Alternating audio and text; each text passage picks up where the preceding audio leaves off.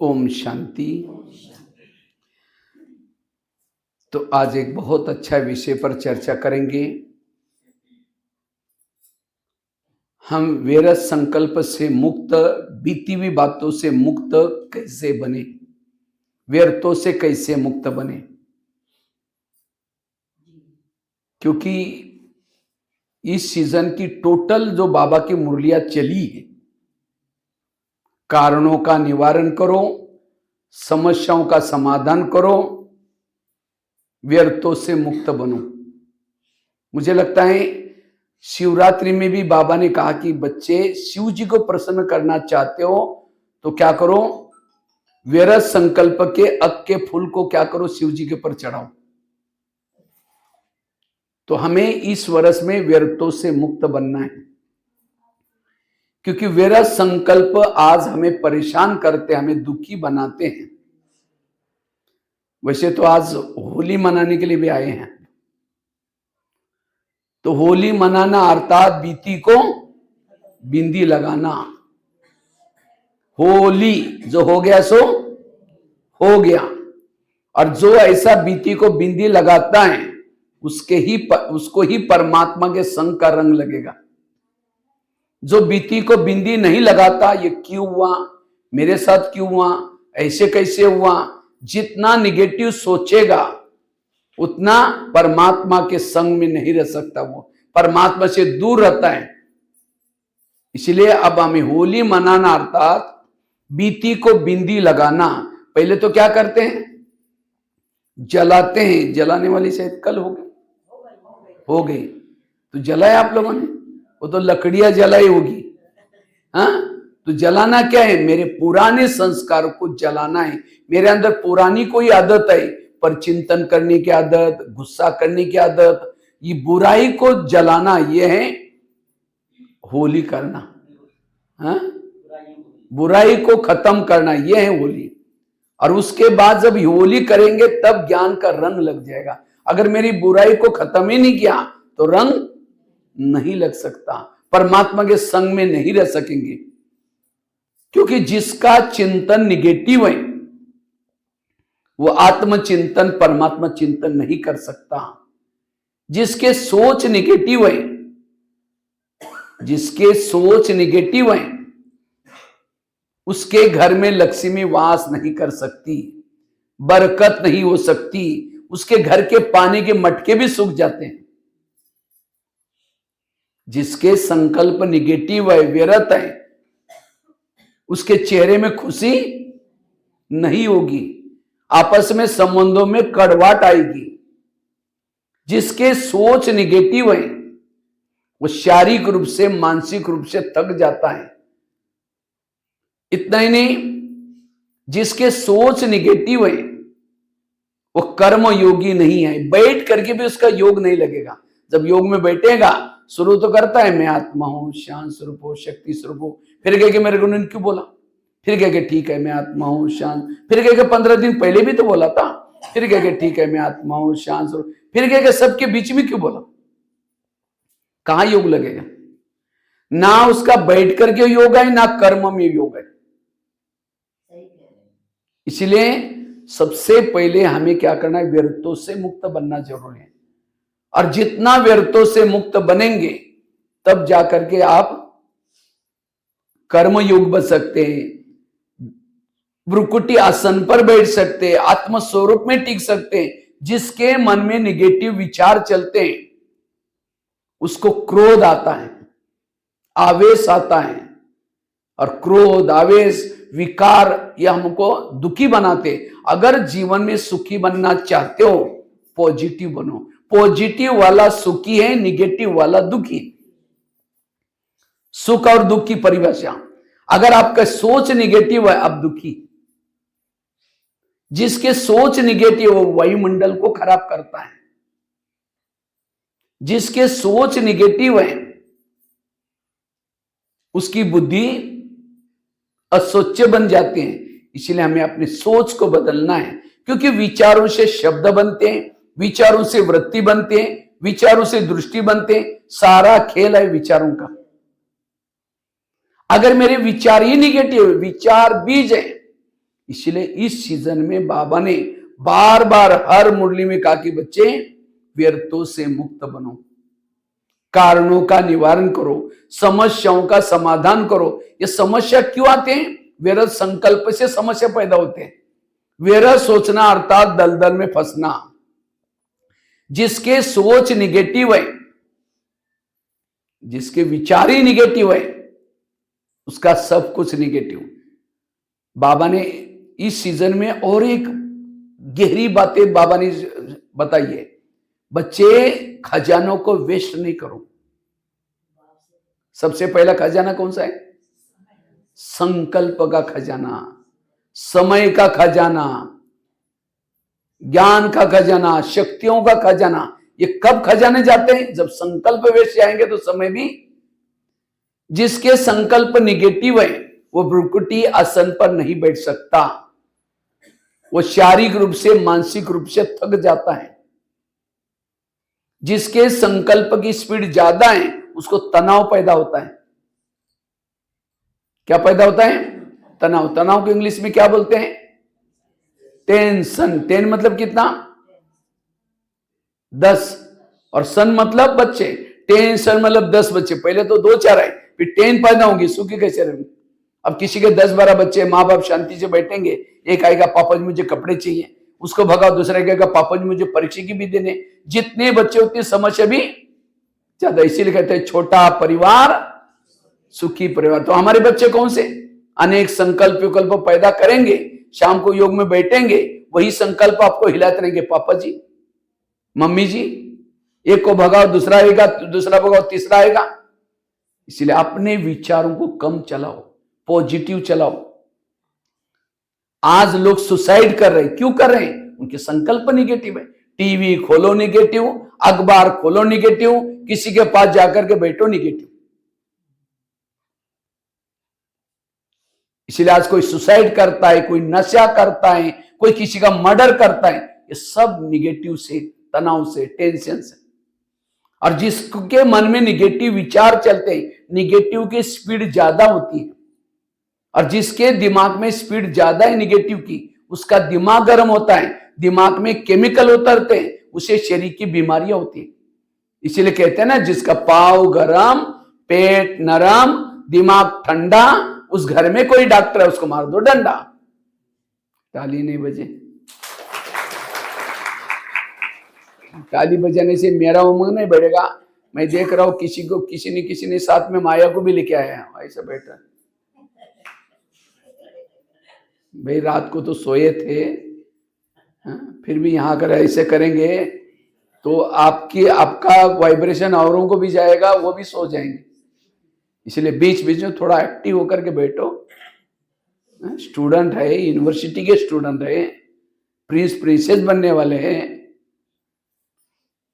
इसलिए बिल्कुल कोई बात अच्छी लगी ताली बजाना। हाँ, ताली बजाने से सामने वाला कोई सो रहा है वो जग जाएगा, ये भी आपकी सेवा हो जाएगी। जागते रहो, दुश्मन से बच करके रहो। क्योंकि जैसे मैं मधुबन से, माउंट आबू से आया हूं, ये बाबा ने मुझे भेजा है, बाबा की तरफ से। माया की तरफ से कौन आया है आपके क्लास में? आलस। वो मैं तो दिखाई पड़ रहा हूं, लेकिन वो आलस दिखाई नहीं पड़ता। क्योंकि माया कहते यार ये माउंट आबू से भाई आया, अगर ये ऐसी बातें सुनाएगा तो मेरा राज्य खत्म हो जाएगा। इसीलिए वो आकर के आपके सामने गुपचुप क्या करते? आलस की संजीवनी बूटी सुंघाते हैं। जब आलस आएगा उसकी आंखें बंद है, जिसकी आंखें बंद है उसका कान भी बंद। अब जिसकी आंखें कान बंद है वो सुन क्या रहा है? कुछ नहीं सुन रहा है। इसलिए एकदम अलर्ट होकर के बैठना। तो मैं आपको सुना रहा था, पांव कैसे चाहिए आपके? गरम चाहिए। पेट कैसा चाहिए? नरम चाहिए। और दिमाग कैसा चाहिए? ठंडा। लेकिन आजकल उल्टा होता है, पांव रहते हैं ठंडे और दिमाग रहता है गरम। वॉकिंग करेंगे नहीं, पैदल चलेंगे नहीं। कहीं को लगता है वॉकिंग करेंगे तो लोग कहेंगे गरीब है, इनके पास कुछ नहीं, इसीलिए स्कूटी में जाएंगे, गाड़ियों में घूमेंगे। जो वॉकिंग नहीं करता उसका ब्लड सर्कुलेशन नहीं होता। इसलिए हमेशा वॉकिंग करना चाहिए। एक मोबाइल में ऐप निकला हुआ है फिट करके, फिट। वो अगर आप डाउनलोड करके रखो, चालू करके रखो, आपको सारा दिन में 5000 कदम चलने चाहिए, तब आपकी हेल्थ अच्छी। बाकी व्यायाम करो न करो, आजकल कई योगा है ना, कई एक्सरसाइज, प्राणायाम, पता क्या क्या नाम है, सांस अंदर लेना, क्या ये नहीं आता, छोड़ो। कम से कम आप वॉकिंग तो कर सकते हैं इजीली। और यहाँ तो बहुत अच्छा साधन है। आज मैं गया था सवेरे सवेरे, वो यमुना के घाट पर, वो यमुना, वो क्या बोलते हैं उसको, बांध के बना हुआ है, बड़ा अच्छा लगा। मैं पूरा वॉकिंग करके आया, जो कल जाकर के कल वृक्ष को टच करके आया। लेकिन ऐसा नहीं करना मुरली छोड़ करके वॉकिंग करना। हाँ, तीनों भी चाहिए। वो वॉकिंग करना, उसके लिए अलग से वो जब थोड़ा जल्दी जाओ, लेकिन मुरली भी सुनना है, वॉकिंग भी करना है। ये मुरली के समय वॉकिंग करेंगे तो फिर बाद में एक तो पाँव गर्म किया, लेकिन दिमाग आपका वो भी गर्म हो जाएगा। फिर पाँव चाहिए गरम, पेट चाहिए नरम, मतलब संतुलित भोजन चाहिए। पनीर की सब्जी 4 रोटी दबा के खा ली, और कद्दू बनाए नाकी मोड़ा, आज तो मजा ही नहीं आई, क्या बनाया। जीभ की टेस्ट पेट में वेस्ट। जो जीभ को अच्छा लगता है वो नहीं खाओ। ये जीभ को क्या अच्छा लगता है, समोसे, पकोड़े, क्या क्या आजकल चटपटी चीजें, और कद्दू वगैरह कहाँ अच्छा लगेगा। इसीलिए कहने का मतलब संतुलित भोजन करो, जो पेट को अच्छा लगता है वो खाओ। समोसा तो किसको अच्छा लगता है, जीभ को अच्छा लगता है, पेट को अच्छा नहीं लगता। इसीलिए कहा ना, जीभ की टेस्ट पेट संभलना किसको पड़ता है, सारी उसको पचाना किसको पड़ता है, तो सारा दिन पेट चिल्लाता रहता है। इसलिए संतुलित भोजन करना। और तीसरा क्या बताया, दिमाग कैसे चाहिए हमारा, ठंडा चाहिए। किसी ने अपमान किया, निंदा की, ग्लानि की, तो भी मुझे चुप रहना है, कुछ नहीं सोचना। कभी कभी समोसा तो खाइए ना। कभी कभी क्यों खाएंगे, समोसा खाएंगे तो कभी कभी डॉक्टर के पास भी जाना पड़ेगा। हाँ, देखो बहने भी समोसा खिलाते, हाँ, वो पहले बाबा को खिलाएंगे, बाबा को भी बीमार कर लेंगे। हाँ, समोसा खाने से समस्या पैदा हो जाती है। समस्या नाम ही samosa, making some problem, eating problem, making मतलब बनाने का भी समस्या। 2-3 क्लास बहनों को लेके गए, माताओं को लेके गए, यहाँ से उठा करके समोसा बनाने के लिए, उनकी भी मुरली में। हाँ, तो इससे अच्छा एक फल खाओ, एक पैकिंग हलवा के ये करो। तो कहने का मतलब आजकल हमारा हेल्थ का बहुत ध्यान देना है। हमें ऐसी कोई चीजें न खाना, तेल वाली, तली वाली। हाँ, तो कभी कभी करेंगे तो कभी कभी भी बीमारी हो जाते हैं। इसलिए संतुलित भोजन, और तीसरा दिमाग को ठंडा रखना, तीनों भी चाहिए। कई तो लोग क्या करते हैं, केवल वॉकिंग करते हैं, समझते मेरा स्वास्थ्य अच्छा रहेगा, लेकिन उसको तनाव है, टेंशन है, तो भी बीमार पड़ेगा। आज मिलिट्री वाले वगैरह कितना दौड़ते हैं, क्या क्या करते हैं, तो भी बीमार रहते हैं। तो तीनों भी चाहिए। आज 70% शरीर की बीमारी होती है, किसके कारण, निगेटिव से। इसलिए बाबा का ये ज्ञान केवल सत्युग में जाने के लिए नहीं है, ये ज्ञान है वर्तमान और भविष्य में सदा स्वस्थ और सुखी बनने के लिए। इसलिए हमें अपने पांव को गर्म रखना है, पेट को नरम रखना, और दिमाग को ठंडा रखना है। कुछ भी हो जाए समस्या का समाधान करो, व्यर्थ तो नहीं सोचो। आज किसी को पेट की बीमारी होती है, ईर्ष्या करने वालों को पेट की बीमारी होती है। इसीलिए कहते हैं ना, तुम मेरे को देख करके तुम्हारे पेट में जलन होता है क्या। और आजकल तो सबके पेट में जलन होता है। उसके घर के सामने गाड़ी आई, उसका बच्चा नौकरी में लग गया, उसके खेती में इतना अनाज हो गया, ईर्ष्या करेंगे पेट की बीमारी होगी। आज किसी को दूर का कम दिखता है, दूसरे की बुराई को आंखें फाड़ फाड़ कर देखता है। जो आंखें फाड़ता है, बड़ी बड़ी करता, आंखों की पुतली पल जाती है। फिर डॉक्टर के पास जाएंगे, कहेंगे डॉक्टर जी मुझे आजकल धुंधला दिखता है, कहेंगे चश्मा लगाना पड़ेगा। चश्मा तो लगाया, फिर भी बुराई देखना नहीं छोड़ेंगे, नंबर बढ़ता ही जाएगा। आज किसी को नजदीक ही नहीं दिखता, अपने दोस्त को कभी नहीं देखता। अपने दोस्त को जो नहीं देखता, उसको नजदीक दिखना बंद हो जाता है। तो चेक करो, आज किसी को ज्वाइंट पेन होते हैं, गुस्सा करने वालों को ज्वाइंट पेन, मसल दर्द होते हैं, फिर भविष्य में बुढ़ापे में उठ नहीं पाएंगे, जैसे कोई पहाड़ तोड़ के आए। क्यों? क्योंकि जीवन भर में गुस्सा किया है, अकड़ करके चले, अभिमान में चले। इसलिए फ्लेक्सिबल होकर के चलो। आज किसी को अस्थमा होता है, दमा, कोई भी बातों को पेट में दबा कर रखते हैं। क्या हुआ? कुछ नहीं हुआ। अरे नाराज है, नहीं कुछ नहीं हुआ, बहुत कुछ है। दबा कर रखेंगे दमे का प्रॉब्लम। आज किसी को स्पॉन्डिलाइट होता है, रास्ते में जा रहे सब्जी लाने के लिए जा रहे मार्केट में, वो क्या करती है, वो क्या करता है, इधर उधर देखने वाले को स्पॉन्डिलाइट होता है। फिर डॉक्टर के पास जाएंगे, कहेंगे डॉक्टर जी मुझे आजकल गले में अकड़न हो रहे 15 दिन से। तो डॉक्टर चेक करता कहता आपको स्पॉन्डिलाइट हुआ है सर्वाइव। इसका इलाज करके डॉक्टर बड़ा सा पट्टा पहनाता है, जब पट्टा लगेगा 6 महीना ना इधर देखेगा ना इधर देखेगा, सीधा देखते चलना पड़ेगा। अगर पहले सीधा देखो तो प्रॉब्लम। आज किसी को शुगर होते, शुगर कोई मीठा खाने से नहीं होती, शुगर का कारण टेंशन। क्या टेंशन? मैं इसकी सास हूं, मैं इसका पति हूं, मैं इसकी मां हूं, इसको मैंने पढ़ाया लिखाया छोटे से बड़ा किया। जब इसकी शादी हुई अपनी पत्नी का बनता है, क्योंकि पत्नी क्या करते हैं, घर से अलग, माँ बाप से अलग करना चाहते हैं। अब जब माँ बाप से अलग होते थे मम्मी को टेंशन शुरू हो जाता है, बाप को टेंशन शुरू हो जाता है, मैं इसकी माँ हूं, कैसे मैंने पढ़ाया, कैसे उसको ये किया। अब देखो पत्नी का ही मानता है, और ये टेंशन से शुगर पैदा होगी। जब शुगर होगी तो क्या करेंगे, मीठा खाना बंद करेंगे, टेंशन में आना बंद नहीं करेंगे। इसलिए बेटा धोखा दे, बहू धोखा दे, कुछ भी हो जाए, मुझे अब अपने विचारों को ज्यादा चलाना ही नहीं। इसीलिए बाबा ने इस साल, नए साल में जो मुरली चलाई, बच्चे कारणों का क्या करो, निवारण करो। कारण शब्द मुझे गिफ्ट दो ये नए साल में। और शिवरात्रि की मुरली चलाई, बाबा ने कहा कौन सा धतूरा ये करो, शिव जी के ऊपर चढ़ाओ, विरत संकल्प का धतूरा चढ़ाओ। ये बाबा ये मुरलियां क्यों रिपीट कर रहे हैं? क्योंकि आज दुनिया में भी लोग परेशान है, व्यर्थों से परेशान है। ब्राह्मण भी परेशान है, किसे? विरत संकल्प से परेशान है। तो इसलिए व्यर्थों से बचना। हमारे ब्रह्मा कुमारी का एक स्लोगन है, चिंता मत कर मैं बैठा हूं। बाबा मिलने के बाद भी टेंशन में आते हैं। एक माता जी थी, रोड पर खड़ी थी, खेती से बहुत सारा सामान निकाला, सब्जियां फल फ्रूट, रोड पर आई, कोई गाड़ी रुकती नहीं, सारी गाड़ियां फास्ट में जा रहे थे।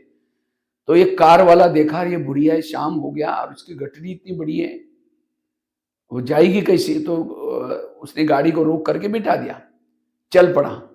अचानक उसको रास्ते में याद आ रही, उसको कहाँ उतरना है, मैंने पूछा ही नहीं। तो स्लो करके पीछे मुड़ कर कहता है, माता जी आपको कहाँ उतरना है? जैसे पीछे मुड़ कर देखा, उसकी गठरी सिर पर है, बैठे कार में और गठरी। कहा कि माता जी आप जगह अकेले है पीछे, रख दो सीट पर। कहते नहीं बेटा, मैं कितना समय से खड़ी थी, किसी ने मदद नहीं की, तुमने मदद की, इसलिए मैंने तुम्हारे गाड़ी को बोझ क्यों, इसलिए मैंने क्या किया, वो अपना अब सीट पर रखे, सिर पर रखे, बोझ किसको है?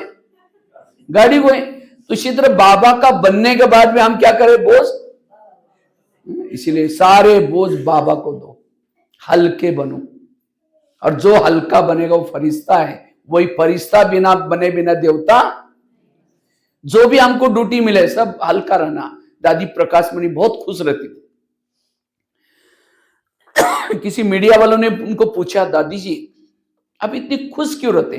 तो दादी ने एक बहुत अच्छी बात बताई, मैं इस रात को जब भी सोती हूँ बाबा के रूम में बैठती हूँ, कहते बाबा ये ज्ञान सरोवर तेरा, मधुवन तेरा, शांतिवन तेरा, सारे झोन तेरे, सारी बहनें तेरी, सारे स्टूडेंट तेरे, तुम जाने तुम्हारा काम जाने। मैं तो निश्चिंत होकर डांस करके सो जाती। इसीलिए हमें भी क्या करना है, रात को सोते समय बाबा ये खेती तेरे, बच्चे तेरे, ये घर तेरा, ये पति तेरा, बच्चे तेरे, सब कुछ तेरा, मैं खुद भी तेरी, तुम जाने तुम्हारा काम जाने। नहीं तो हम क्या करते, मेरे बच्चे का क्या होगा, इसका क्या होगा, कई टेंशन। और इसीलिए निगेटिव का कारण है तनाव, और इसके कारण आज बीमारियां हो रहे। निगेटिव के कारण प्रॉब्लम आ रहे हैं। आज किसी को बुलाओ, यहां बहनें बुलाते हैं, भाई जी या बहन जी आओ, तो क्या बोलते हैं, क्या बोलते हैं, हमको टाइम नहीं है। क्या बोलते हैं? अगर तनाव में आएगा, टेंशन में आएगा, कोई बीमारी होगी, हॉस्पिटल में सोने का टाइम है, कितने हॉस्पिटल भरे, उसके लिए बोलता टाइम नहीं है। यहां नहीं आएगा, कोई अपराध हो जाएगा, जेल की सजा होगी, जेल में बैठने का टाइम है। कितने कल गए तो बताए 500 लोग जेल में बैठे। हाँ हाँ, वहां टाइम है। यहां नहीं आएगा, कोई क्राइम करेगा कोर्ट में जाने का टाइम है। कोर्ट में भी देखो 50 लोग बैठे रहते वहां, उसके लिए टाइम है। यहां नहीं आएगा, कोई क्राइम करेगा पुलिस स्टेशन चक्कर लगाने का टाइम है। इसलिए ब्रह्मा कुमारीज में आओ, ना जेल में जाने की जरूरत है, ना पुलिस स्टेशन जाने की जरूरत है, ना हॉस्पिटल में, ना कोर्ट, ना कचहरी। इसलिए यहां आओ। और ये जो जगह गिनाई, सारी जगह जेब काटने वाली जगह है, पैसा को बर्बाद करने वाली। उसके बजाय यहां आओ, थोड़ा योग करो, ज्ञान सुनो, कुछ धन है बाबा के भंडारे में डालो, वर्तमान भी अच्छा, भविष्य भी अच्छा। इसलिए मैं रोज, क्योंकि आत्मा का भोजन है ये पॉजिटिव विचार, मुरली। गाड़ी के अंदर पेट्रोल डाल दो, वही पेट्रोल का पाइप ड्राइवर के मुंह में डालो, क्या हो जाएगा? गाड़ी के अंदर पेट्रोल डाल दिया, वही पाइप उसके मुंह में डाल दो ड्राइवर के, क्या हो जाएगा? बेचारा मर जाएगा। क्योंकि गाड़ी का भोजन है पेट्रोल डीजल, ड्राइवर का भोजन है सब्जी दाल रोटी। इसी तरह शरीर हमारी गाड़ी है, इसका भोजन है सब्जी दाल रोटी चावल, लेकिन इसका जो ड्राइवर है उसका भोजन क्या है? ज्ञान। लेकिन हम आज थोड़े से लोग ज्ञान सुनने के लिए आते हैं, बाकी कोई आते नहीं। तो भूखे ड्राइवर, इसीलिए गुस्सा आता है, तनाव में रहता है, टेंशन में रहता है। इसीलिए ज्ञान सुनना बहुत जरूरी है, यह आत्मा का भोजन। तो मैं खुद निगेटिव हूं या पॉजिटिव, कैसा पता चलेगा? कैसा पता है मैं निगेटिव हूं पॉजिटिव? सामने से कोई व्यक्ति आ रहा है, उसको देखते आप रास्ता काट रहे हैं, उसका चेहरा देखना पसंद नहीं करते, आप निगेटिव। अगर आपके पति की कोई महिमा करता, अरे तुम्हारा पति तो बड़ा अच्छा है, हाँ, तेरे को क्या पता है, तुमने दूर से देखा है, वो क्या है मैं ही जानती हूं। अगर मेरे जगह पर कोई और होती 10 बार भाग जाती। अगर पति की महिमा नहीं सुन रहे, आप निगेटिव है। अगर कोई सास की महिमा करता है, अरे तुम्हारे सास तो बढ़िया देवी जैसे है, अरे वो क्या है बढ़िया मैं जानती हूं, निगेटिव है। अगर एक व्यक्ति के प्रति भी आप निगेटिव है, आपके दिल में बाबा नहीं बैठ सकता। इसलिए पहले पॉजिटिव बनो। 18 दिन तक गीता का ज्ञान सुनाया अर्जुन को क्यों? क्योंकि उसको स्वच्छ बनाने के लिए। इसी तरह आज 90 वर्षों से बाबा सुना रहा है, स्वच्छ बनाने के लिए। सरस्वती किसके ऊपर बैठी है? हंस के ऊपर बैठती थी। हंस अर्थात अंदर बाहर स्वच्छ, और कौवा अर्थात अंदर काला भी बाहर भी काला। कौवा पसंद है, हंस पसंद है? कौवा क्यों पसंद नहीं? वो काला है, नजरों में चंचलता है। वो जब जानवर कोई एक्सीडेंट होता है, कोई जानवर, तो बिल्ली या कुत्ता, सारे कौवे खींच करके खाते रहते हैं। हंस को कोई दिखाई नहीं पड़ेगा। इसी तरह जो दूसरे की बुराई देखता है, अवगुण देखता है, 2-4 जन मिलकर के अवगुण, वो है कौवा। और उसके बुद्धि में सरस्वती मां। बाबा ने शिवरात्रि की मुरली में व्यर्थों से मुक्त बनने के लिए क्यों बोला था? बाबा ने कहा कि जिसका चिंतन व्यर्थ है उसके दिमाग में अमूल्य रत्न है, बाबा के महावाक्य दिमाग में नहीं ठहरेंगे। उसको पूछेंगे आज की मुरली क्या थी? बड़ा अच्छा था। एक पॉइंट तो बताओ, बहुत अच्छा था। वरदान तो बताओ, वो तो भी बहुत अच्छा था। क्या था? अच्छा था बोलेगा। क्यों दिमाग में 4 पेज की मुरली का एक पॉइंट भी नहीं रहता, उसका चिंतन भी नहीं चलता? क्योंकि व्यर्थ है अंदर। कौवे के ऊपर सरस्वती कैसी बैठेगी? इसीलिए बाबा कहते हैं व्यर्थों से मुक्त बनो। अभी भी बाबा ने कितना सावधान सावधान करके 3 बार बाबा ने रिपीट किया। इसलिए हमें व्यर्थ संकल्प से मुक्त बनना। और जो व्यर्थों से मुक्त है, दिमाग में ज्ञान की पॉइंट रहेगी, बाबा की बातें रहेगी। जैसे कुकर को गैस के ऊपर रखते तो क्या होता है? गर्म होता है। गर्म होते होते सीटी मारना शुरू कर। कुकर सीटी मारेगा तो सब्जी पकाएगा, लेकिन कोई मनुष्य सीटी मारेगा तो ये क्यों हुआ, मेरे साथ क्यों हुआ, ऐसे कैसे हुआ, क्यों क्यों? एक दिन कहेंगे तुम्हारा बहुत दिन से देख लिया, अब मुझे सही नहीं हुआ, सीटी मार दी। गुस्सा है सीटी, गुस्सा सीटी है। गुस्सा क्यों आता है? सोच निगेटिव है। और जहां गुस्सा है वहां सुख शांति नहीं है। जो किया वो खत्म। इसीलिए आजकल डॉक्टर के पास कोई भी पेशेंट जाता है, डॉक्टर क्या कहता है? खुश रहो। लेकिन लोग खुश होने के लिए क्या करते हैं? लाफिंग क्लब में जाते हैं, हाँ हाँ हाँ हाँ करते हैं, और घर में आते ही पत्नी का मुंह देखते ही चेहरा डाउन हो गया उसका। आजकल डॉक्टर ये भी कहते हैं कड़वी चीजें खाना पसंद करो, करेले खाओ, कड़ूनी के करेले मतलब सब्जी के करेले नहीं, जीवन में आने वाली कड़वी बातों को डाइजेस्ट करो, ये करेले। लेकिन आज हमें करेले पसंद, कड़वी बातें पसंद नहीं। 10 जगह पर बताएंगे उन्होंने मुझे ऐसा बोला वैसा बोला, पर चिंतन करेंगे। इसलिए व्यर्थों से बचना। तो हम व्यर्थ संकल्प से कैसे बचे रहे, उसके लिए 4-5 बातें सुनाता हूं। 5 बातें आज होली में, ये 5 बातों को पक्का करना, निगेटिव को समाप्त करना। पहली बात है ड्रामा को पसंद कर लो। ड्रामा को क्या करो? तो आप लोगों को अपना अपना ड्रामा पसंद आया, जिस पति के साथ रखा है, जो बच्चे हैं, जो पड़ोसनी हैं, जो शरीर मिला है, सब पसंद है? या कई सोचे कि क्या बाबा मेरा ड्रामा बनाया, पति भी ठीक नहीं, झगड़ा करता रहता है, सास भी झगड़ा करते रहते हैं, बच्चे भी कोई मानते नहीं, शरीर बीमार रहता है। तो 5000 साल के बाद जब आप आएंगे, मेरा शरीर अच्छा देना, पति अच्छा देना, ताकि मैं ज्ञान योग करके समर्थ बनूंगी, व्यर्थ नहीं आएगा। तो किसको किसको अपना ड्रामा बदलना है, हाथ खड़ा करो। क्योंकि बाबा डायरेक्टर है, आप एक्टर हैं। अगर एक्टर को कोई पसंद नहीं तो बदल भी सकता है। तो किसको किसको ड्रामा बदलना है, हाथ खड़ा करो।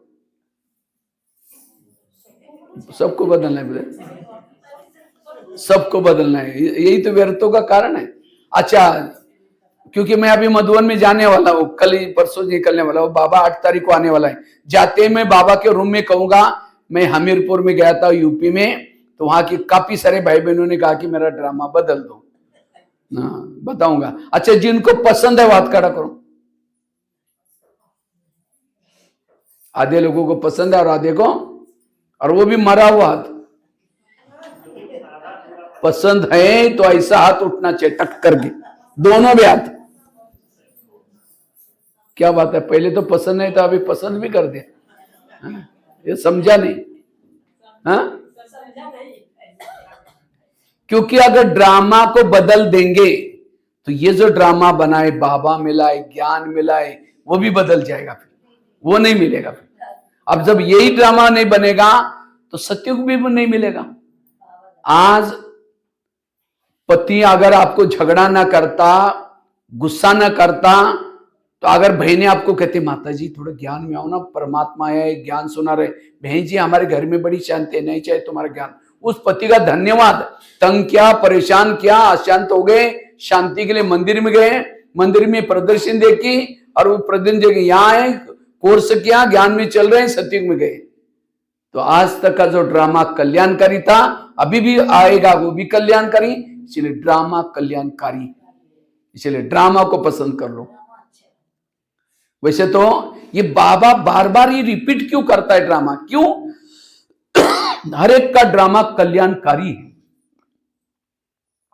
वैसे तो हम 3 बाप के बच्चे, लेकिन मां कितने हमारी?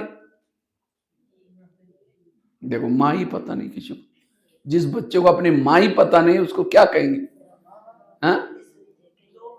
4 मां हमारी मुख्य। ब्रह्मा, एक है ब्रह्मा, दूसरी है मम्मा, तीसरी है लौकिक मां, चौथी है ड्रामा। कितनी मां हो गई? 4। और भी कई छोटी मोटी हैं, लेकिन ये मुख्य 4 माएं। और चारों में से भी महत्व क्या है? ड्रामा। ब्रह्मा तो संगम युग में होता है, मम्मा भी संगम युग में होते हैं, अलौकिक मां तो हर जन्म में बदलते हैं। लेकिन ड्रामा एक ऐसी मां है, चारों युगों में क्या करते हैं? चारों युगों में एक साथ में रहते हैं। इसलिए ड्रामा को पसंद करो। और मुझे लगता है लास्ट में जो मुरलियां चली है बाबा की, लास्ट में जो मुरलियां चली, कब? 2016 और 17। गुलजार दादी की हेल्थ खराब थी, फिर भी बाबा प्रोग्राम बने थे, आते थे। लेकिन उस समय मुरलियां क्या चलती थी? वाह ड्रामा, वाह वाह बाबा, वाह। बाप के दिल में बच्चे, बच्चों के दिल में, यही बातें बार बार रिपीट होती थी। तो कई भाई बहन कहते थे आजकल बाबा इसी मुरली क्यों चला रहे? टोटल ब्रह्मा कुमारी के मुरलियों का सार वाह वाह। कोई गाली भी दे, वाह वाह। कोई गाली दे, क्या बोलेंगे? आवाज ही नहीं है, खाना ही नहीं है, नाश्ता करके नहीं है। जोर से बोलो। कोई गाली दे आपको, क्या बोलेंगे? वाह ड्रामा। कोई झगड़ा करेंगे, क्या बोलेंगे? कोई आपकी किसी ने निंदा की, क्या बोलेंगे? वाह ड्रामा। कोई किसी ने अपमान किया, क्या बोलेंगे? कोई माताजी के पति ने शराब पी करके पिटाई की उसकी, अभी तो चुप ही हो गए, तो भी इस माता को क्या बोलना है? वाह ड्रामा। कहेंगे भाई जी अब पति शराब पी करके मारे और वाह कैसे निकले?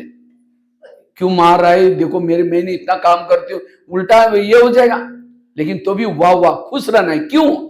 उस माता के लिए पति तो बहुत मिले ना। सतयुग में मिला था, त्रेता भी मिला था, द्वापर में मिला था, अभी भी मिला है।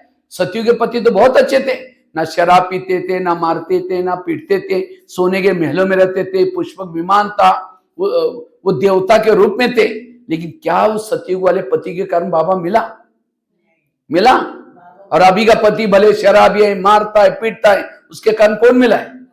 तो उस माता के लिए वो सतयुग वाला देवता वाला पति अच्छा या अभी का अच्छा है?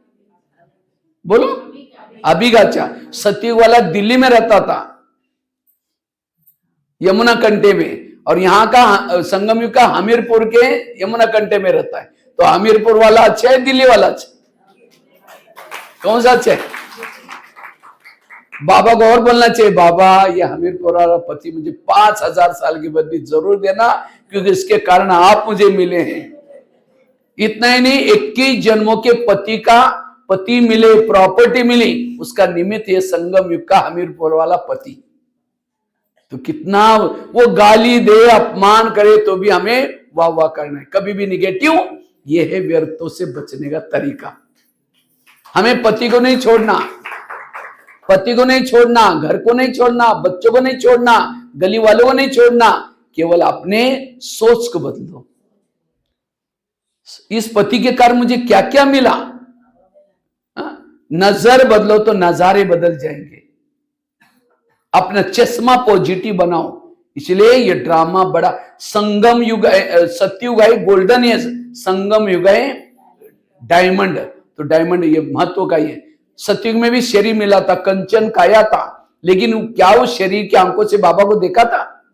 क्या वो शरीर के कानों से भगवान के महावाक्य सुने थे? क्या वो हाथ से कर्मना सेवा की थी? वो शरीर क्या काम का जिसने भगवान को ना देखा हो, भगवान के महावाक्य न सुने हो, भगवान की नजरें भी पड़ी नहीं थी उस शरीर के ऊपर। लेकिन संगम का शरीर भरे काला है, बुजुर्ग है, इसके ऊपर बाबा की नजरें पड़ी है।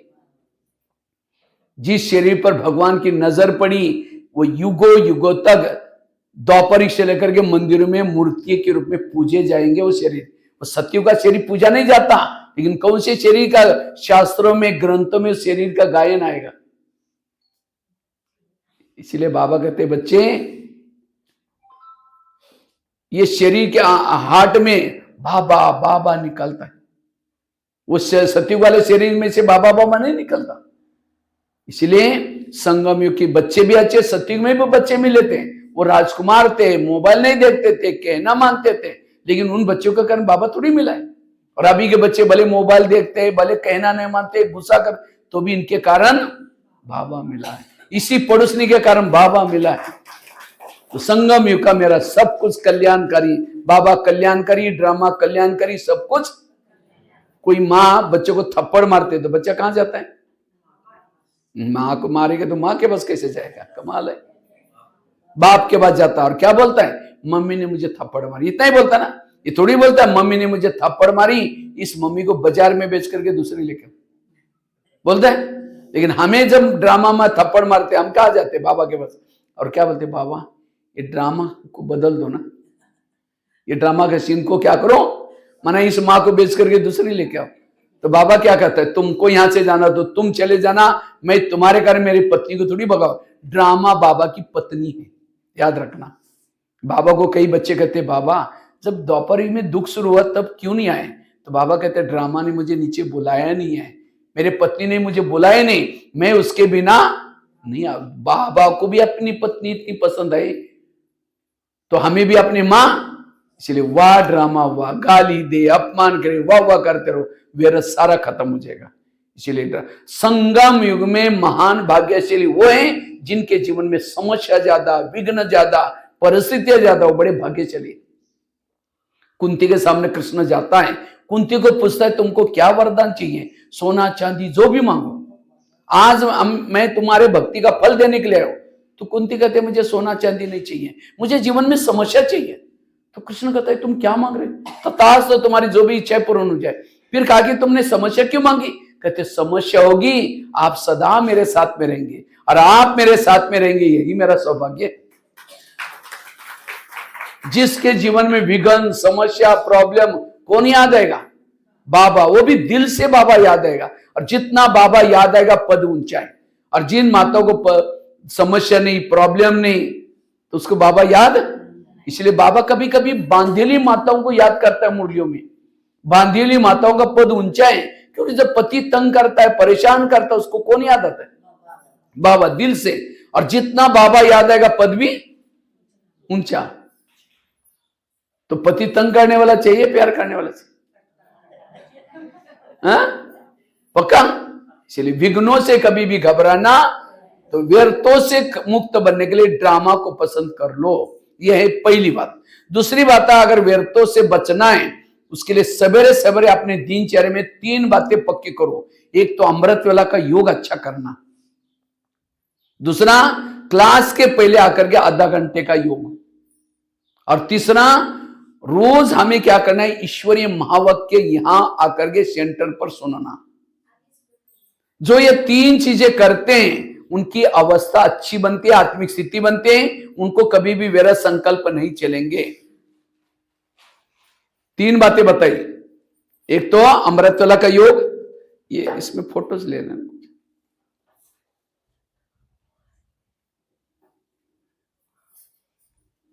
सर, ऐसे ही लेना ना, आड़ा ऐसा नहीं लेना, 25-30 सभी तरफ लेना। मैं बोलूं क्या? रिकॉर्डिंग चल रहा है, बताओ।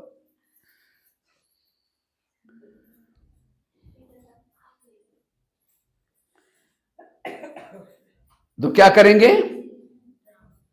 उसको पकड़ा है उसने, उसको पकड़ा। अच्छा, तो क्या करेंगे? कितनी बातें बताई? 3 चीजें। अमृतवेला का योग, अमृतवेला का योग, दूसरा बताया क्लास के पहले आधा घंटा योग, और तीसरा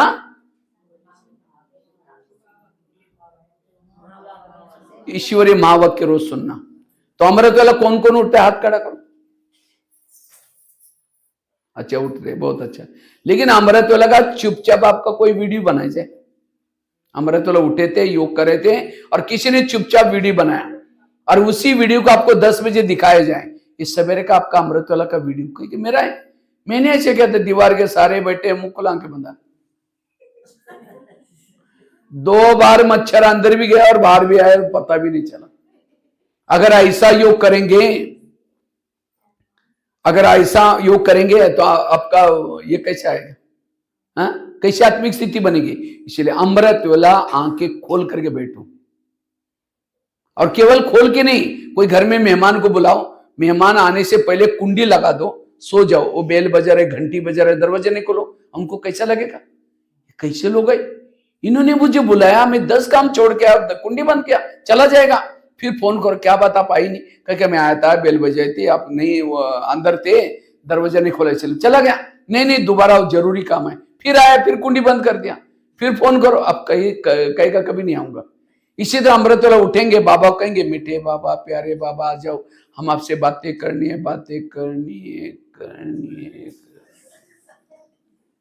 अब बाबा को तो बुलाया, दरवाजे खिड़की तेरे द्वार खड़ा भगवान, भगत भर ले झोली।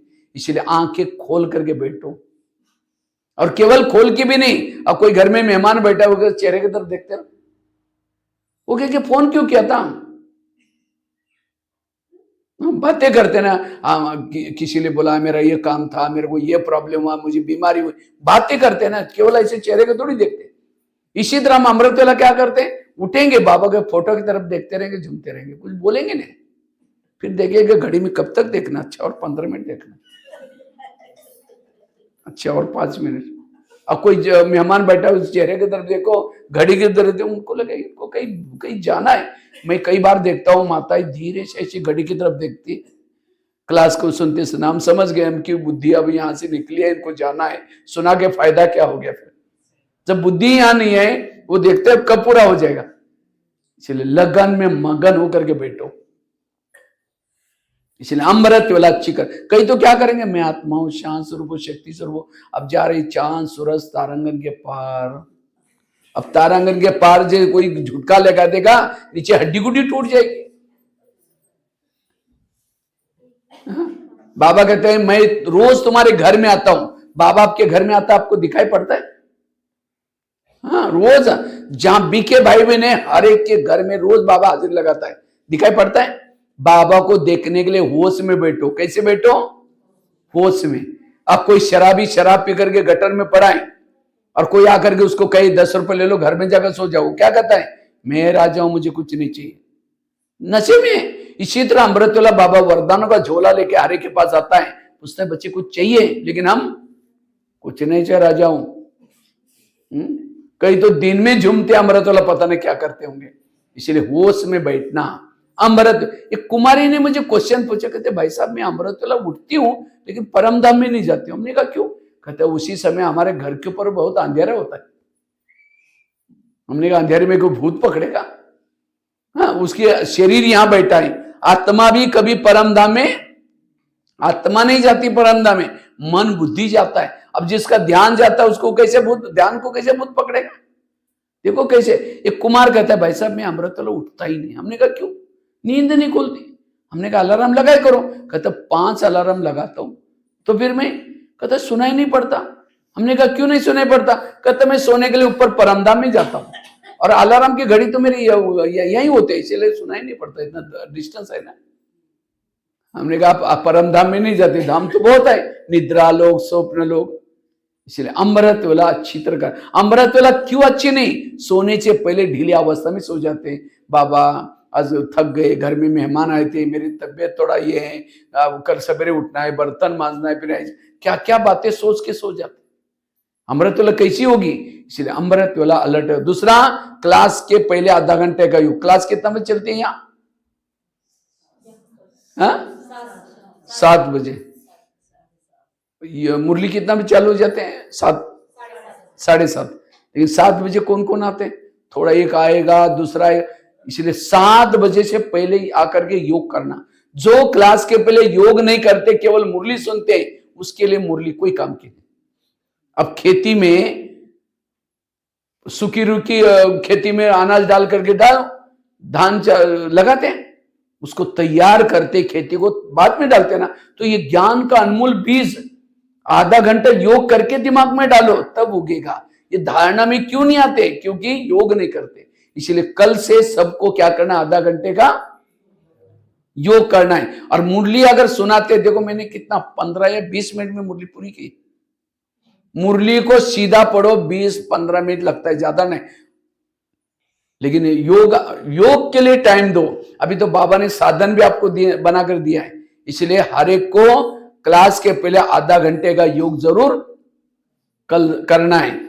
इससे आत्मिक स्थिति बनेगी। और दूसरा, पहला बताया अमृत वाला अच्छा, दूसरा बताया क्लास के पहले योग, और तीसरा उसके लिए कोई रेस लगा दो आप लोग, ठीक है। और साथ में रोज की मुरली कहां सुननी है? सेंटर पर। आजकल कईयों को ऑनलाइन में सुनने की माया लगी। जो मुरली ऑनलाइन से सुनेंगे उनकी पूजा भी ऑनलाइन से हो जाएगी। हाँ, ऑनलाइन से पूजा अच्छा है। ऑनलाइन में आपको लड्डू दिखाए, खा लो खा लो, खुद खा ली। हाँ, दूर से लड्डू भी ऐसे भगत ऐसे दिखाएंगे। और ऑनलाइन में वाली पूजा केवल 2020 के बाद ही होती है, क्योंकि ऑनलाइन तब से चालू हो जाता है। और जो यहाँ सेंटर पर आएंगे, रोज मुरली सुनेंगे, उनकी पूजा दोपहर से शुरू हो जाती है। भगत सामने आएंगे, मंदिर में आएंगे। और वो कहाँ आएंगे? घरों में बैठ करके टीवी में देवी निकालेंगे, वहीं से तिलक लगाएंगे, घंटी बजेंगे, सब कुछ वहीं से। इसलिए सेंटर पर आकर के मुरली सुनो। हाँ, तो उसकी पूजा भी सप्ताह में एक बार बृहस्पतिवार होने, उसके मंदिर में बृहस्पतिवार दिन पानी डालेंगे, बाकी छुट्टी। हाँ, यह दूर लगता है तो वहां सेंटर पर जाओ, लेकिन सेंटर पर जाना जरूरी है। इसलिए हर एक को, आज बच्चे कितना दूर दूर पढ़ने के लिए जाते हैं। कोई कहते हैं भाई जी रिक्शा के लिए पैसा, अरे रिक्शा के लिए कुछ खर्चा भी किया, प्राप्ति कितनी है? प्रिंस प्रिंसेस बनेंगे, कितना महल मिलेंगे, इस भविष्य की पढ़ाई के सामने ये कुछ, प्राप्ति के सामने ये पैसा कुछ नहीं। पढ़ाई करने के लिए डालो उसके अंदर, कोई बात नहीं।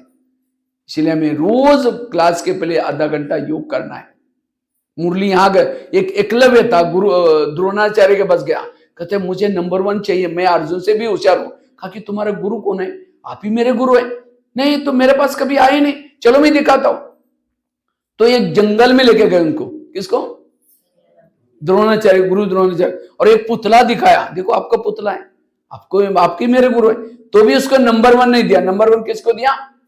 अर्जुन। अर्जुन सामने सीखा था गुरु के, और वो कहां सीखा था? पुतले के सामने। इसी तरह पीसा पेन, टीवी, फेसबुक, व्हाट्सएप, ये पुतला है, उसके सामने बैठ करके शिवानी बहन के क्लासेस, महारथी के क्लासेस सुन करके होशियार तो बनेंगे, नंबर 1 नहीं आएंगे। नंबर 1 बनना है तो क्या करना है? रोज यहां क्लास में आकर के मुरली सुनना है। और जो ये 3 चीजें करते हैं उसको कभी भी निगेटिव विचार नहीं आएंगे। इन 3 चीजों से मनोबल बढ़ता है। और याद रखना, आजकल यूट्यूब, फेसबुक, उसमें भी माया घुसी है। आजकल कई कहते हैं मेरे में बाबा आ गया, मेरे में मम्मा आ गई, कितनी सारे आजकल ग्रुप बने, कई फंस जाएंगे। इतना भगवान मिला है मुश्किल से, फिर भी कहीं ना कहीं फंस जाएंगे। इसलिए यहां करके सुनो। और हमारे संस्कार तो खत्म नहीं हुए, अगर उस यूट्यूब में कोई गलत चीज देख लेंगे, विकार पैदा हो जाएंगे। इसलिए इससे बचना। माया तो कहती है अच्छा तुम्हारे बाबा ने कितने नियम बनाया, टीवी नहीं देखना, मोबाइल नहीं देखना, फिल्में नहीं देखना। कोई बात नहीं, फिल्म देखने के लिए थिएटर में नहीं आते ना, मैं तुम्हारे जेब में आती हूं। ऐसा मोबाइल साधन बनाया, चक्र बनाया। इसलिए बचना इससे। सवेरे सवेरे 3 चीजें करो, बाद में मोबाइल को यूज करो। अमृतवाला का योग अच्छा, क्लास के पहले योग और मुरली स्थिति बनाओ, फिर बाद में मोबाइल से गलत काम नहीं होगा। ये 3 चीजें क्यों जरूरी है? एक 2 महिलाएं थी, एक महिला रहती थी 2 मंजिल पर, दूसरी रहती थी नीचे की मंजिल पर। तो 2 मंजिल वाली महिला रोज अपने घर के खिड़की से पड़ोसी के छत पर देखती है। तो छत पर वो कपड़े सुखाते, उसके कपड़े देख करके पति को बुलाती है 2 मंजिल वाली, और कहती है इसको कोई अक्ल नहीं, कितने गंदे कपड़े छत पर दिखाते, जाओ पूछ के आओ वो क्या साबुन लगाती है, क्या सर्फ। पति कुछ नहीं बोलता। रोज वो 2 मंजिल वाली महिला बुला करके पति को दिखाते हैं, पति कुछ नहीं बोलता। एक दिन जब उसने उसी खिड़की से देखा तो पड़ोसी के कपड़े अच्छे दिखने लगे। फिर पति को बुलाया, कहते आज उसको कैसे अक्ल आ गई, कितना अच्छा धुला के, जाओ पूछ आओ। पति धीरे से मुस्कुराता और कहता है आज सवेरे सवेरे मैंने अपने घर की खिड़की के कान साफ किए, शीशे साफ किए। समझ में आया? ताली नहीं बजे तो समझा क्या? उनकी खिड़कियां गंदी थी, इसलिए कपड़े कैसे दिखते थे? अब दोस्त क्या, पड़ोसी का है, खुद का है। इसी तरह जिस दिन सेंटर पर नहीं आएंगे, अमृतवाला नहीं करेंगे, मुरली नहीं सुनेंगे, आपकी बुद्धि की खिड़की कैसे रहेगी? गंदी। और उसी गंदी खिड़की से सारा दिन जिसको भी देखेंगे, कोई हंसता है, लगता मुझे देखकर जरूर हंस रहा है, कोई किसी से बात भी करता लगता मेरे बारे में जरूर कुछ बोल रहे। निगेटिव विचार पैदा होते हैं। इसीलिए रोज अपने खिड़की को क्या करो? तो कौन कौन खिड़की साफ करता, हाथ खड़ा करो। ऐसे ऐसे करें। घर की खिड़की की नहीं बात कर रहा हूं मैं। अभी मैं नेपाल में गया था, तो नेपाल में 3 दिन का मेरा तनाव मुक्ति का एक प्रोग्राम था बाहर वालों के लिए। तो एक दिन जब पहले दिन मैंने क्या क्या ये खिड़की वाली बात सुनाई, तो दूसरी दिन 2-4 माताएं क्लास में आई नहीं, तीसरी दिन आई। बहनों ने कहा कल क्यों नहीं आई थी, इतनी अच्छी क्लास थी। कहा कि परसों भैया ने कहा ना खिड़कियां साफ करो, तो हम खिड़कियां साफ करने में लगे थे, इसीलिए नहीं आ पाए। मैंने कोई घर की खिड़की नहीं बोली थी। कभी कभी हम ज्ञान को भी उल्टा कर लेते हैं। एक हमारा एक भाई ज्ञान में चलता था, 6 महीना हुआ था, ज्ञान में आता था नया नया। तो एक बार होटल में गया और समोसा मंगाए। समोसा जानते हैं ना, मैदे को बेल करके मसाला भरते आलू का और तलते समोसा बोलते हैं। तो 1 किलो समोसा मंगाया और मैदे का छिलका ऊपर का फेंक करके मसाला खाता है। तो मैनेजर ने बोला तो मसाला मैदा पसंद नहीं करते? कहता पसंद तो करता हूं, लेकिन आजकल मैं ब्रह्मा कुमारी आश्रम में जाता हूं, उन्होंने कहा कि बाहर का नहीं खाना, इसलिए बाहर का निकाल करके मैं अंदर का खा रहा हूं। बाहर का मतलब दूसरे का हाथ का न खाना, लेकिन वो क्या कर रहा है, छिलका फेंक करके। कभी कभी ज्ञान को भी हम क्या करते हैं, कभी बाबा कहते हैं बच्चे तुम आत्मा भाई भाई हो, तो कई क्या करेंगे, अपने पति को भी, भाई जी चलो जल्दी क्लास में मुरली पूरी हो जाए। अब ये कोई पड़ोसी सुनेगी तो अपने को पति को भाई जी बोलते हैं। और कभी जाकर ज्ञान सुना, हमारा ज्ञान बहुत अच्छा, आप चलो ना, कहेंगे हमको टाइम ही नहीं। उनको टाइम में आने की इच्छा है, लेकिन उनको लगता है अगर इनके ज्ञान में चलेंगे, जैसे इन्होंने पति को भाई जी बनाना, हमको भी बनाना पड़ेगा। बाबा का भाव ये नहीं कि अपने पति को भाई जी बोलो। इसलिए भक्ति कोई गलत नहीं, भक्ति बहुत अच्छी है, लेकिन भक्ति को हमने क्या किया, उल्टा किया। कहते हैं बलि चढ़ाओ तो भगवान क्या हो जाएगा, प्रसन्न हो जाएगा। कौन सी बलि, मई की बलि। लेकिन लोगों ने मई करने वाली बकरी को बलि चढ़ा दी। उपवास करो, भगवान क्या हो जाएगा। कौन सा उपवास, उप मतलब नजदीक, वास मना रहना, भगवान के पास बुद्धि से रहना, यह है उपवास। लेकिन लोगों ने पेट का उपवास किया, बुद्धि तो लगा ही नहीं, कहा कुछ किया। कहते हैं घर का त्याग करो तो भगवान प्रसन्न हो जाता है। कौन सा घर, शरीर आत्मा का घर है, इसको भूल जाओ। लेकिन लोगों ने घर छोड़कर जंगल में गए, इस घर को तो भूला ही नहीं। दिवाली मनाते हैं, दिवाली में यहां क्या करते हैं, हमीरपुर में सफाई करते हैं और क्या करते, दीपक जलाते। दीपक क्यों जलाते, प्रकाश। किसके लिए प्रकाश, लक्ष्मी को दिखने के लिए। अब लक्ष्मी कैसी आएगी, अगर आप घर में दीपक जलाएंगे, लक्ष्मी आएगी कैसी। लक्ष्मी का वाहन है उल्लू, उल्लू को लाइट में दिखता ही, उल्लू में क्यों। और वो समय मुझे लगता है अमावस्या होती, अमावस्या क्यों रखे पूर्वजों ने, क्योंकि अमावस्या में सब पूरा चांद चांदनी सब गुप्त रहते हैं, पूरा घना अंधेरा, और उसमें लक्ष्मी को उल्लू को दिखाई पड़ेगा, हर घर के सामने वो आएगी। लेकिन आजकल लोगों ने क्या किया, लाइट लगाना शुरू किया, मोमबत्तियां लगाना शुरू कर दिया, और गवर्नमेंट लाइट भी नहीं काटता उस समय। और फिर सुतली बम वाला पटाखा बजाएंगे, आवाज आएगा तो उल्लू घबरा करके कहीं और चला जाएगा। कितना वंडरफुल। दीपक कौन सा जलाने की बोला भाई, आत्मा का दीपक जलाने की बोला है। सफाई कौन सी, एक साल से तुम्हारे दूसरे के बारे में ईर्ष्या करना, किसी को नाराज किया, ये सारा साफ करके गले लगा दो, भूल जाओ, ये है सफाई। वो तो किया नहीं मन की, ये घर को सफाई किया, तो लक्ष्मी कैसी आई। इसलिए कहा कुछ, इसलिए रोज अपने खिड़कियों को क्या करो, साफ करो। ये 3 चीजें करो, व्यर्थों से मुक्त बनेंगे। कितनी बातें हो गई, 2 बातें बताई। पहली बात बताई, अगर व्यर्थों से मुक्त बनना है, पहली बात कौन सी सुनाई, ड्रामा को पसंद करो, वाह ड्रामा वाह। दूसरी कौन सी बताई, रोज अपने खिड़की को। तीसरी बात, अगर व्यर्थों से मुक्त बनना है, उसके लिए निगेटिव को क्या बना दो, उसके लिए एक मंत्र पक्का करो, जो हुआ अच्छा हुआ, जो हो रहा अच्छा, जो होगा वो भी मेरे जीवन की हर घटना में कल्याण है। कोई मेरी चुगली करे, कोई यहां से ट्रांसफर वहां करे, कल्याण है। हमें एक जेल में कल रामायण की घटना सुनाई थी। राम राज्य बनने वाला था, लेकिन रात में आकर के मंत्रा ने कई को 2-4 उल्टी बातें सुनाई। तुम्हारे बेटा भी तो है, तुम बेटे को छोड़ करके राम को राजा बना रहे। और ये बातें सुन करके राम को राजा बनाने के बजाय कहां भेजा, 14 वर्ष वनवास में भेजा। सीता गई, लक्ष्मण गया, तीनों भी घर से चले गए। वियोग का कारण दशरथ ने प्राण त्यागा। खाने का प्रॉब्लम, सोने का प्रॉब्लम, किसके कारण, मंत्रा के कारण। तो मंत्रा को जो भी देखेगा उसकी भावना अच्छी चलेगी बुरी चलेगी। मैं खुद जब बचपन में रामायण देखता था, मंत्रा को देखते मैं कहता बुढ़िया को बगा उसको नहीं देख रहा। लेकिन एक दिन मैंने जब सोचा तब पता चला मंत्रा ने राम के साथ जो किया, वो अगर रात में ना आती राम क्या बन जाता, राजा। जंगल में नहीं जाता, सीता की चोरी नहीं होती, सीता की चोरी ने रावण को न मारता, रावण को ना मारता, राम की महिमा कोई नहीं गाता। राम की महिमा किसके कारण, मंत्रा के कारण। इसी तरह हर एक के घर में, आसपास में, ऑफिस में भगवान ने 1-2 मंत्रा रखी। लेकिन आज राम, यही हमारे व्यर्थों का कारण। हम कहते ये यहां से चली जाए, इसलिए क्या मैं तंग हूं। अगर राम के जीवन में मंत्रा ना आती, ना हनुमान, ना अंगद, ना ऋषि मुनि, कोई नहीं मिलती, किसके कारण मिले, मंत्र के कारण। आज हमको बाबा मिला, दैवी परिवार मिला, दीदी दादियां मिली, किसके कारण मिली, आज तक की मंत्रों के कारण।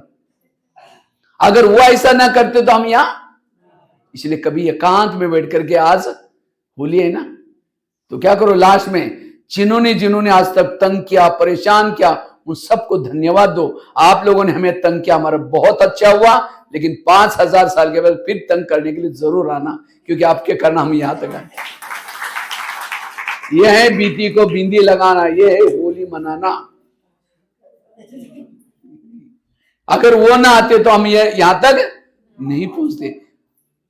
इसलिए मेरा कोई भी दुश्मन नहीं, सब मेरा भला करने वाले हैं, कल्याण करने वाले में। बाबा ने ड्रामा इतना सुंदर बनाया, उसी समय हमें कड़वा लग रहा था, लेकिन पर्दे के पीछे कल्याण है। इसलिए जो हुआ अच्छा हुआ, जो हो रहा अच्छा, जो होगा वो भी। बच्चे ने गिलास गिरा, इतना गुस्सा करेंगे, तेरे को अक्ल नहीं, तुम कमा के लो तो पता चलेगा। गिलास था 10 रुपए का, गुस्सा करेंगे, हार्ट में प्रॉब्लम आएगा, 10 लाख रुपए का ऑपरेशन करना पड़ेगा। गिलास कितना रुपए का था, और गुस्सा करने से 10 लाख रुपए चला गया। इसलिए गिलास भी गिरा, कोई बात नहीं बेटा, दूसरा लेंगे। वो गिलास से भी महत्व की मेरे संकल्प है। इसलिए तीसरी बात बताई, जो हुआ अच्छा हुआ। मैं 5 ही बातें सुनाने वाले हूं और 2 शॉर्ट में। पहली बात बताई, ड्रामा हुआ। दूसरी बात बताई, रोज खिड़की को साफ करना। 3 बातें, अमृतवेला, क्लास के पहले योग, तीसरा मुरली। तीसरी बात कौन सी सुनाई, जो हुआ अच्छा हुआ, जो हो रहा अच्छा, मंत्र वाली बात। चौथी बात है, अगर व्यर्थ संकल्प से मुक्त बनना है, पर चिंतन से बचना। जो आज बाबा ने बार बार मुरली में कहा है, व्यर्थों का कारण क्या है, पर चिंतन सुनना, किसी की व्यर्थ बातें सुनना या किसी को व्यर्थ बातें सुनाना। और माताएं ज्यादा परचिंतन करती, माताओं के पेट में कोई बातें ठहरती नहीं है। इसीलिए इस कमजोरी का फायदा हमारे ब्रह्मा बाबा ने लिया है।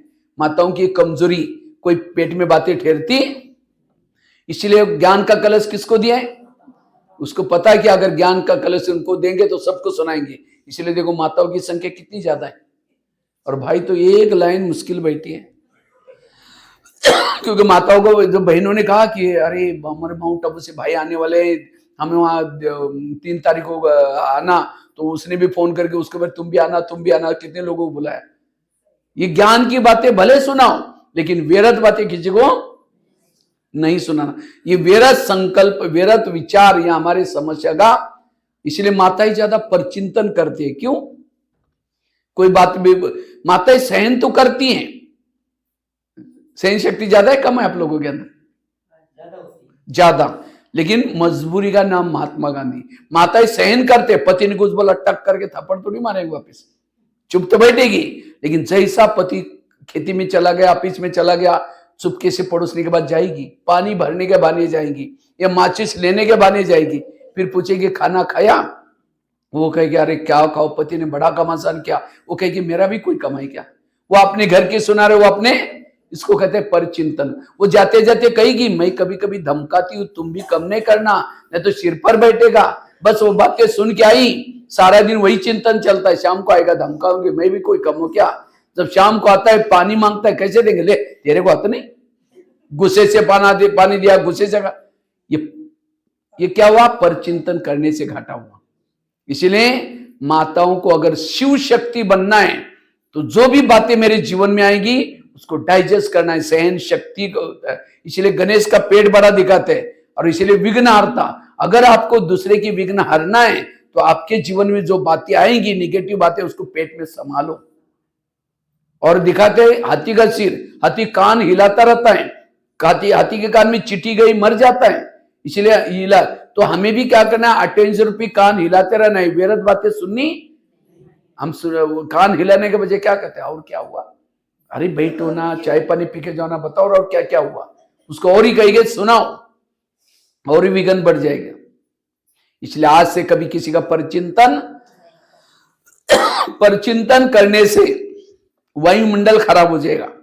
परचिंतन करने वालों का बुद्धि का ताला बाबा बंद करेगा। जैसे कोई फैक्ट्री से धुआं निकलेगा, तो गवर्नमेंट क्या करते है, उसको बंद करती है, पॉल्यूशन हो जाएगा। इसी तरह बाबा भी ऊपर से देखेगा, उत्तर प्रदेश के हमीरपुर के जिले से कौन सी फैक्ट्री से धुआं निकल रहा है, उसकी बुद्धि का ताला। इसलिए आज से कभी भी परचिंतन जहां है वहां ज्ञान नहीं हो सकता। इसलिए परचिंतन से बचना। कहीं कहते हम करते नहीं, कोई आकर के सुनाता तो क्या करे, क्यों सुनाता है, हम कहते अच्छा और क्या हुआ। शीर हिलाएंगे तो सुनाने वालों को, आपके घर में कोई कचरा लाकर डालेगा तो आप क्या बोलेंगे, क्या बोलेंगे? आपका धन्यवाद। रोज आया करो और जब पूजा होते हुए डाला करो, ऐसे बोलेंगे। उसको तो भगाएंगे ना। लेकिन यहां कोई परचिंतन की बातें सुनाता है तो क्या करेंगे? उसको चाय पानी पिलाएंगे, खातिरी करेंगे। और हमारा दिमाग कोई कचरा तो नहीं है।